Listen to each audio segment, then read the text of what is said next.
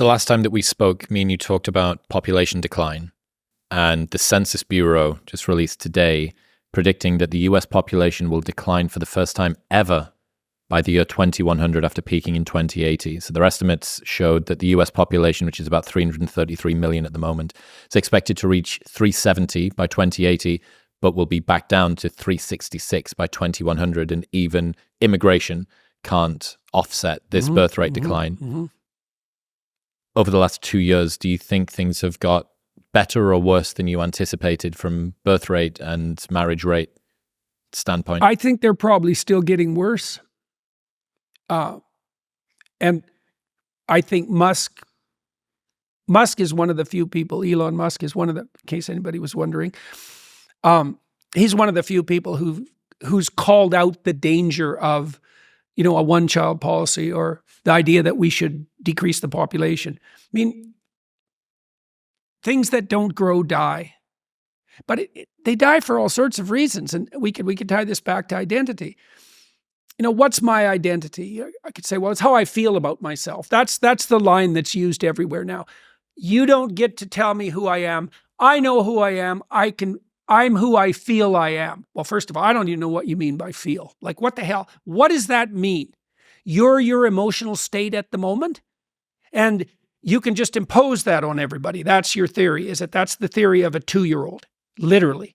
That's a very bad theory. Well, where could your identity be other than that? Well, one of my identities when I taught at Harvard was professor, obviously, and that was a good identity. But, that it wasn't something I was carrying around in my head.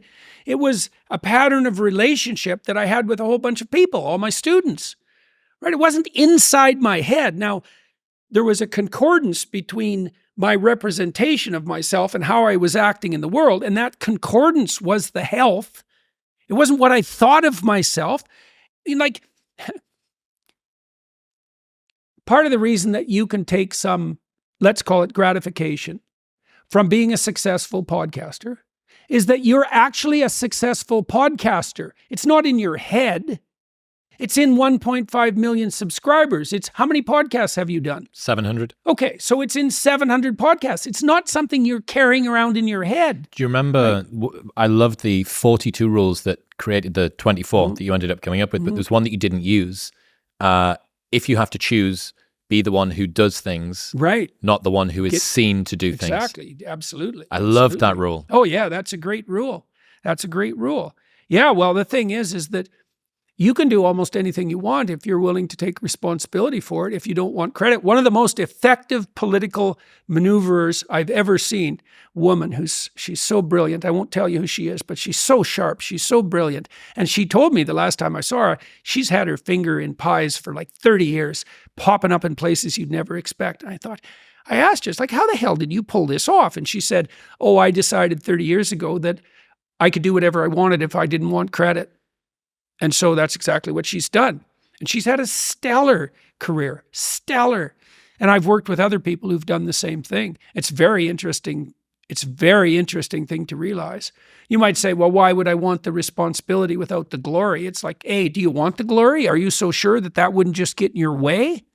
There's something to be said for anonymity. And second, maybe you want the responsibility because that's the adventure. You actually get to do the thing that someone else just wants to take credit for.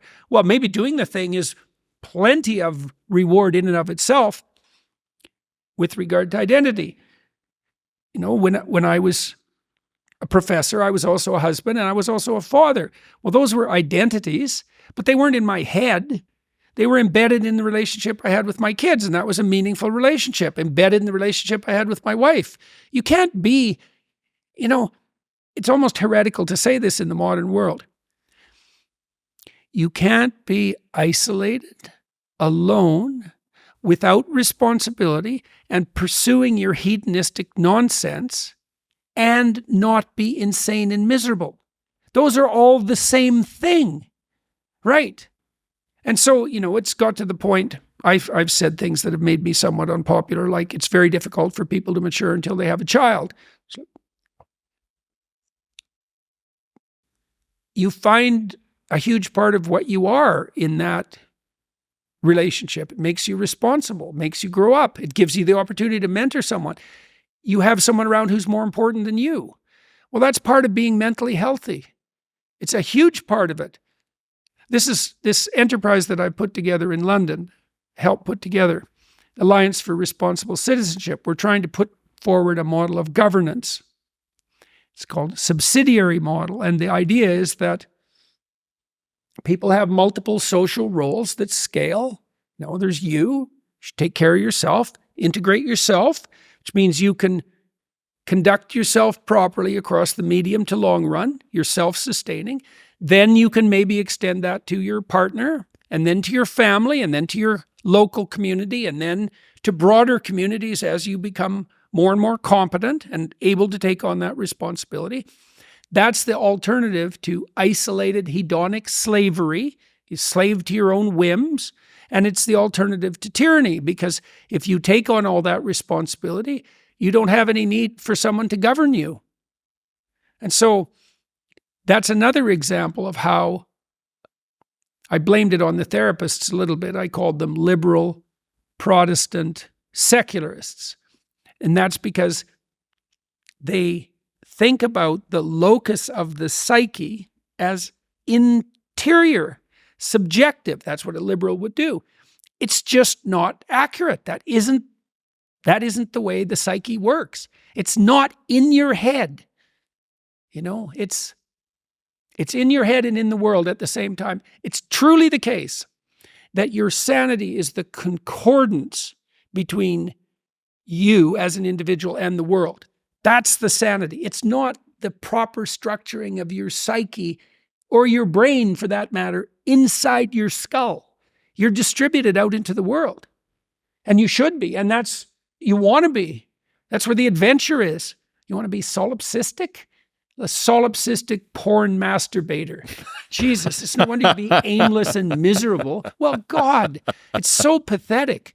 Why am I so unhappy? It's because you think about yourself. No, you think about the lowest impulses in yourself all the time. That's why you're miserable.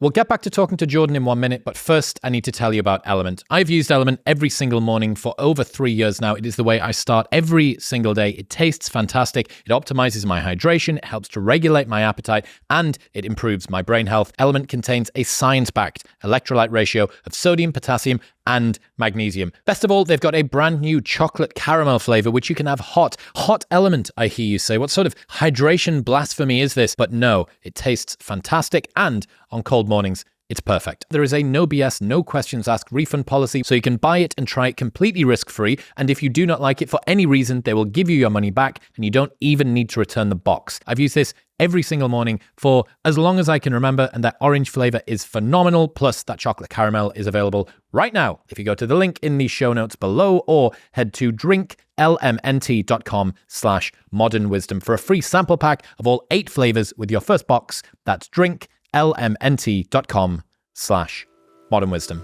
Thank you very much for tuning in. If you enjoyed that clip with Jordan, you will love the over 3-hour-long podcast episode, which is available right here. Go on. Give it a tap.